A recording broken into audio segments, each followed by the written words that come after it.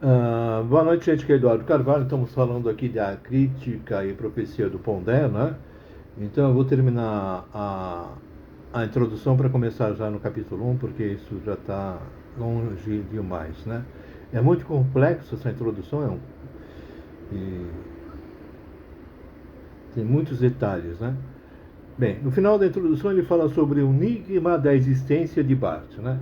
O que é esse? Ele não explica nada, né? O que é esse o enigma da existência, né? Como pode o mundo de tanta dor e sofrimento comportar um Deus de amor, onipotente, onipresente e onisciente, né? Parece incompatível, né? Esse é realmente um enigma, mas a sua solução é clara, é só tirar Deus da equação. 5.000 anos da história da humanidade, 5.000 anos de história de guerra por causa da palavra Deus, né? Mesmo hoje em dia, a guerra que temos atual, existe a palavra Deus por detrás dessa guerra também, né? Então, a melhor forma de resolver esse enigma da existência, né, é simplesmente tirando Deus da equação. Ou, como acontece hoje em dia na maioria das partes, opta pelo sagrado budista, né, tem um círculo da Sansara, né, ação e reação, que é muito mais próximo de Newton, né, e do conceito científico da realidade do que você outorgar toda a responsabilidade para Papai do Céu. Papai do Céu vai resolver tudo para você, você não tem que mais se preocupar. E essa outorga é feita para um grupo, do líder religioso, do líder religioso para um líder militar, do líder militar para um rei, e o rei, corrupção, abuso de poder, guerra, destruição. Então, para com isso, né? Budismo, você trabalha o medo, em vez de temer a Deus, você trabalha o seu medo para se superar, se tornar cada vez melhor. Se não é o budismo, hoje em dia existem diversas ferramentas como a inteligência artificial, que você pode montar um algoritmo para checar os vídeos que você está vendo, né? Bem, isso não é tão atual. Está se preparando esse tipo de confecção de algoritmo feito com a inteligência artificial particular para cada um. Cada pessoa vai ter o seu próprio algoritmo e com isso vai capacitar o ser humano a se desenvolver ainda melhor. Mas aqui a gente está falando do presente. Aqui o livro basicamente fala muito do passado, né?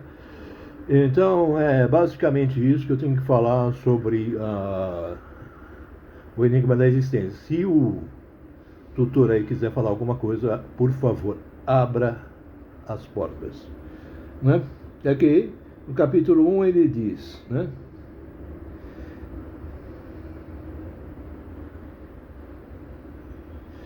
que a crítica sagrada é que Deus faz a desgraça do homem, ou seja, concorda comigo, Deus faz a desgraça do homem, né?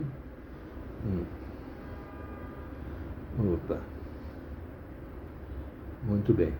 E aqui ele começa a falar no capítulo 1, né, sobre Dostoiévski propriamente dito. Esse trabalho situa-se no campo da filosofia da religião. Exatamente isso, o que faremos aqui. Procurar colocar em termos racionais o que é a experiência a fim de compreendê-la. Muito bom, olha só que coisa legal, experiência, ciência, né? Então, mas aqui ele não diz nada sobre qual é a experiência. Então vamos esclarecer a experiência aqui, porque senão fica muito, né, sem noção, né, o texto. Imamente. Então, quais são as experiências imanentes do sagrado dentro da religião ortodoxa e da religião cristã, né? Então, quando você tem a preparação, então na preparação você tem que buscar um estado de inocência, como disse Jesus, venham a mim as crianças. Inocência é necessário para você experimentar o sagrado. Há necessidade de um sacrifício, um jejum, existe uma limpeza dos pecados, você confessa seus pecados para ser absolvido, para ser purificado e ter uma experiência do sagrado. Então, existe todo um roteiro que hoje em dia a igreja simplesmente desistiu desse roteiro, né? Eu vou explicar por quê em seguida.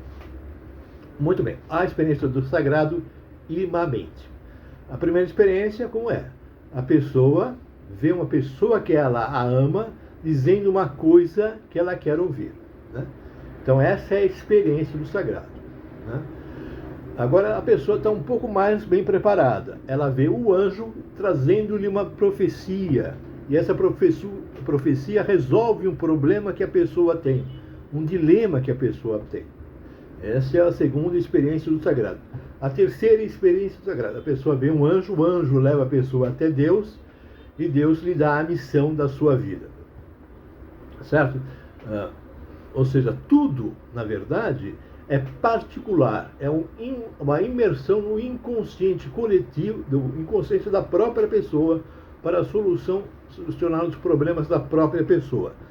Então, esses são o sagrado que está se propondo aqui, que não se diz nada, né? Mas tem que se dizer para você analisar a questão e buscar uma solução para o mesmo, né? Muito bem. Aqui, deixa eu ver o que eu posso falar mais alguma coisa. Não, tá, eu acho que está bom, né? O transcendente. Mas para ver um transcendente, existe algum fator cognitivo externo à mente, né? Então, em uma mente você busca na introspecção, né, através da introspecção, uma experiência do sagrado. No transcendente você sai do seu corpo, né, para buscar uma experiência do sagrado. Então esse transcendente, na maioria das vezes, tem, é claro, exceções, toda regra tem uma exceção, você busca um corpo astral, alguma coisa que possa permitir que você subsista fora do seu corpo. Então, a realidade metafísica cria um outro aspecto, né? Mas eu não diz nada aqui, então não vou ficar falando disso também. No segundo capítulo, ele fala de Mestre Eckhart. Está complicado, né? E na introdução ele fala de Margaret Porret. Dois pensadores da escola de França. Eles se formaram na França, né? E tinham uma visão herética da igreja, certo? Qual é o pensamento? Qual é a ideia? A ideia de união. Então existe a criatura, já existe no texto várias citações sobre a criatura, e o Criador, né? Então, de acordo com a visão de Eckhart, você tem a alma. A alma foi criada por Deus. Então, a alma tem Deus dentro dela. Então, a alma é Deus. Certo? Através da introspecção, você vai buscar dentro de você mesmo a outra parte, que é o Deus, que é o Criador.